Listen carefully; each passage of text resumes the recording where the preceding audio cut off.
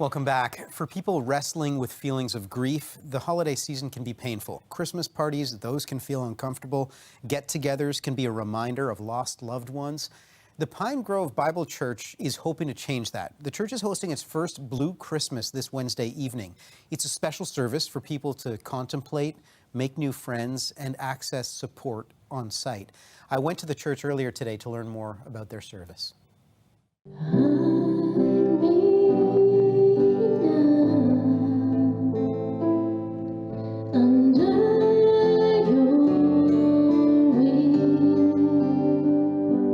We have integrated some of the more traditional Christmas carols, along with some more modern and contemplative songs that we've pulled from different traditions as well, different Christian traditions. Some are more contemporary rock style, but in ballads, and others are the more traditional O Come, Emmanuel, and those types of carols. Because I imagine with the mood that you're trying to set here, it's sort of, that plays part of this initiative, right? Like you're trying to set a more contemplative mood here on the night of Blue Christmas. Can you talk to me a little bit about that, Les?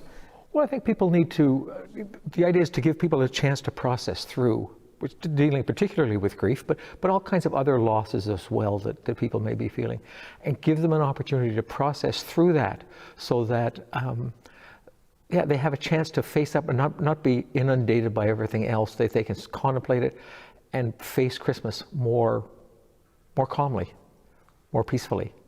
Karen, you were telling me earlier about the idea of this, and you described it really nicely in terms of the challenges that people face at Christmas if they've gone through recent loss. Can you tell me what you were trying to achieve with this? I think the objective here was really to create a safe space so that people who've gone through grief and loss in their various forms just would find a church service that may meet those needs and allow perhaps the emotions, the struggles, the questions that they have that are colliding with the glitz and the glamour of the Christmas season, allow for a space to reflect on those, to contemplate, and perhaps to ask some of their questions.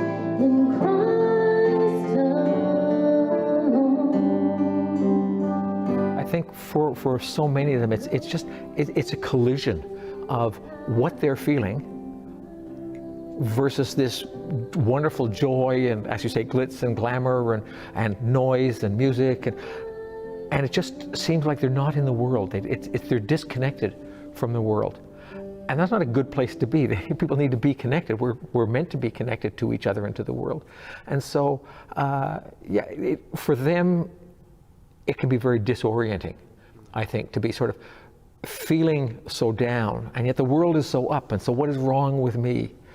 And they just needed a place. People have told me that they just needed a place to process through, to take the time to be contemplative, but to recognize the loss that they've had, recognize what they're suffering through, not shove it under the carpet, not try and cover it over with fake cheer, but to acknowledge it and process through it, and then find hope coming out the other side. There's often, from people who have lost, especially loss of children or loss of people in your life that you expect will be there, sometimes, outlive you. I often hear people who have had those really sort of stinging losses, especially if they're religious, say that they come to a sort of conflict with God, let's say, right? And so I wonder if this is, for someone who's religious coming here, is there also an element of reconciliation, of like coming to terms with both religion and a loss that can seem crushing and unfair? Like, is that part of it? Absolutely. As Corinne said, you need authenticity. So the ability to question God, the ability to say, this does not feel good, this doesn't seem right, and yet at the same time, to say, okay, there is hope beyond it. There is something that's offered, something that I can look forward to process through, not artificially, but to know that there is more to life than just this moment. That's who you are. You are peace when my fear takes hold. And do you see that as sort of a stepping stone? Do you see this Blue Christmas as kind of a stepping stone towards getting towards a more joyful place? I do, and I think to your previous question as well, I think it's coming to terms with the realities of the Christmas story that are sometimes not also presented in traditional Christmas services. We talk about Silent Night and Holy Nights and babies not crying in a manger, when in reality life is messy. And I think coming to terms with the messiness of life, I think recognizing that Mary, Jesus, and Joseph were not welcome in an inn. There was no room for them in the inn. They were strangers in a new land. They eventually had to escape to Egypt to escape from a king who wanted to kill Jesus in the circumstances. So I think it's coming to terms with the truth of some of the messages in the Bible, in scriptures, that are messy, and coming to terms with that messiness in our own lives. And is your hope that people that would come here for the Blue Christmas may eventually be able to sort of take something from that and go back to a more joyful Absolutely. Christmas I think it celebrations may act as a stepping stone, and for others it just may act as that one space where they feel safe to celebrate Christmas this year. And it may not lead to them being able to participate in a more joyous service, but I think it's an opportunity. And I think if just one person comes to our Christmas service and is able to have that safe space of reflection and contemplation, and maybe finding just a glimmer of hope and of joy, and of the support they can get not only in their community, but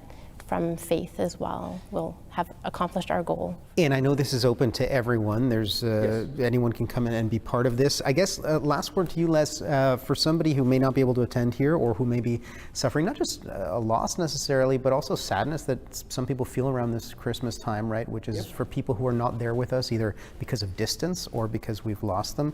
What's your message to people who may be going through some of that sadness, on how to turn that sadness into something more uplifting, let's say? Don't try and force it. It's a process, and walk with others through the process.